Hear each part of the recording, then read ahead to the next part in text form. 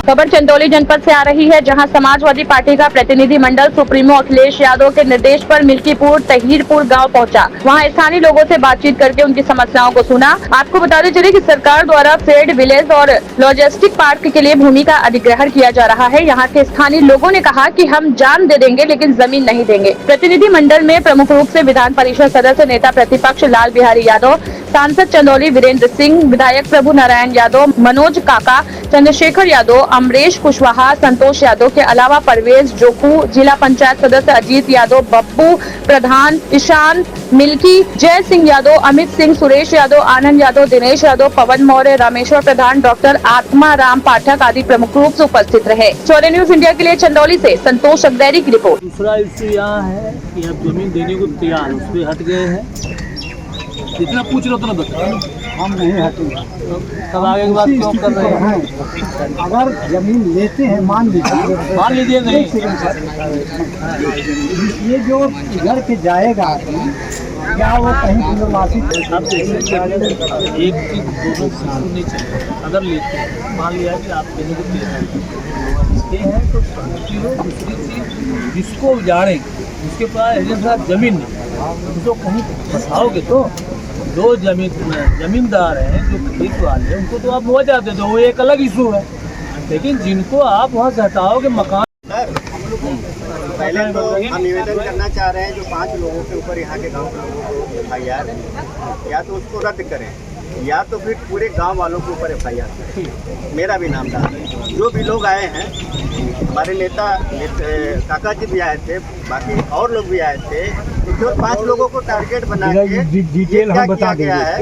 इसलिए मेरा निवेदन है, कहा कि हम इस प्रस्ताव को मानने के लिए तैयार हैं। ये बातें वहाँ पे इनके तहत इन्होंने ये चीज़ हमसे कहा कि हम गांव के जो रास्ते का और इसका मामला है, हम इसके लिए सहमत हैं। तो हमने कहा वो सहमति इस तरीके से लिखित तौर पर हमको चाहिए होगा। हम मौजूद हैं मिल्कीपुर ताहिरपुर गांव में, चंदौली जनपद में पड़ता है। और ये बंदरगाह फ्रेड विलेज और लॉजिस्टिक पार्क के नाम पे सरकार द्वारा यहाँ भूमि अधिग्रहण किया जा रहा है, जिसका विरोध यहाँ के स्थानीय लोग कर रहे हैं। हमारे यहाँ के बहुत पुराने राजनीतिक कार्यकर्ता हैं, हम इनसे भी बात करेंगे। जो है इनका परिचय जाने के पहले अपना परिचय बताइए। समी मोहम्मद मिल्की नाम हमारा है। मैं उत्तर प्रदेश किसान न्याय मोर्चा का उपाध्यक्ष हूँ। ये क्या मामला है? मैं इसी गांव से का रहने वाला हूँ मूल रूप से, अब थोड़ा मुगलसराय में रहता हूँ। मामला ये है कि इन्होंने पहले बंदरगाह बनाने की योजना लाए। बंदरगाह लगभग बन गया। उसके लिए लोगों ने जमीनें दे दी अपनी राजी खुशी से, पैसा भी ले लिए कुछ लोग अभी बाकी हैं। बंदरगाह बनाएंगे, सरकार की मंशा है कि उसमें हम पानी वाला जहाज चलाएंगे। कलकत्ता से लेके इलाहाबाद तक जहाज चलाएंगे और उसमें माल वाहन के रूप में उसका इस्तेमाल करेंगे। हम लोगों का ये कहना है कि ठीक है, आपने बना लिया, कोई बात नहीं, सरकार का पैसा था, लेकिन गंगा में पानी रहता ही नहीं गर्मी में कि उसमें जहाज चल सके। जब जहाज चलने पर एक जहाज आया था पटना से चल के बनारस में, और उसको कई जगह खींच के ट्रकों से लाया गया बनारस तक। उसके बाद वहीं से लौट गया। ये 6 साल की योजना 6 साल पहले लिया था इन्होंने।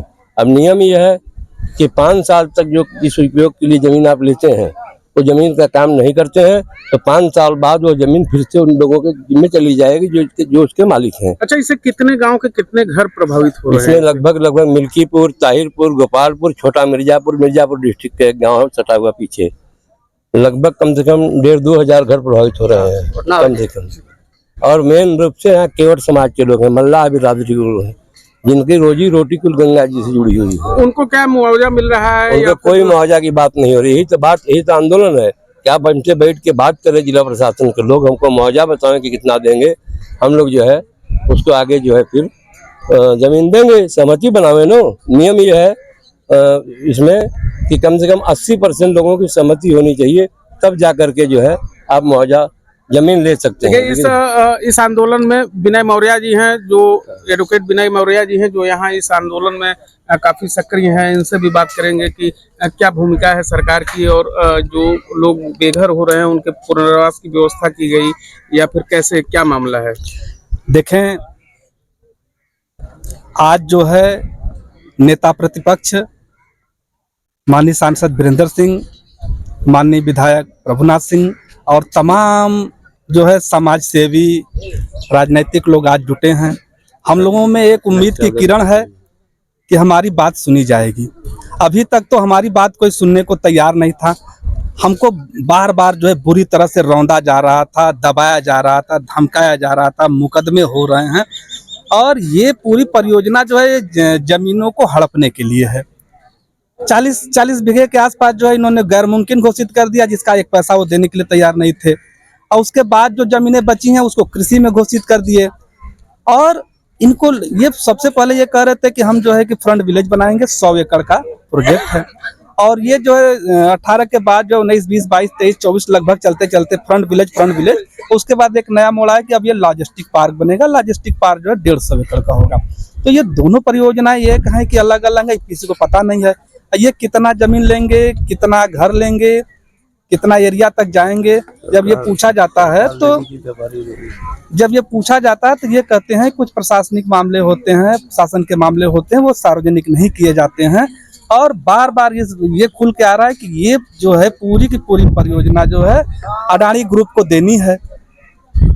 जब अडानी ग्रुप को देनी है तो उसी लालच में सारा शासन प्रशासन लगा हुआ है कि हम जो है कैसे जो है खुश करें। जो ये देखिए यहाँ पे मिल्कीपुर और ताहिरपुर के लोग हैं और यहाँ सामाजिक कार्यकर्ता और राजनीतिक लोग यहाँ पे आए हुए हैं। अखिलेश यादव जी के निर्देश पे यहाँ पे टीम गठित की गई। उस टीम में जो है चंदौली जनपद के सांसद और एमएलसी और लाल बिहारी यादव जो एमएलसी हैं शिक्षक संघ से, वो और उनके साथ जो है तमाम दर्जनों की संख्या में टीम में सदस्य आए हुए हैं। और ये इधर दिखाइए, हम आपको लाइव तस्वीर दिखा रहे हैं। यहाँ पे ग्रामीणों के साथ यहाँ पे वो वार्ता कर रही हैं और उनकी समस्याओं को सुन रहे हैं। शौर्य न्यूज इंडिया के लिए संतोष अग्रहरी, चंदौली से। चंदौली के सांसद वीरेंद्र सिंह जी हैं, हम इनसे आज जानकारी चाहेंगे। यहाँ जो प्रतिनिधि मंडल आया है इसके बारे में बताएं। देखिए, हम लोग किसानों की राय जानना चाहते हैं कि ये सरकार जो किसानों की जमीन जबरदस्ती लेना चाहती है, हम उनकी राय लेना चाहते हैं कि किसान जमीन अपनी देना चाहते हैं कि नहीं देना चाहते हैं। तो किसानों ने सर्वसम्मति से यह कहा कि हम अपनी जमीन नहीं देना चाहते हैं। तो इसलिए हम सब किसानों के साथ हैं और इस प्रशासन से दो हाथ करने के लिए भी तैयार हैं।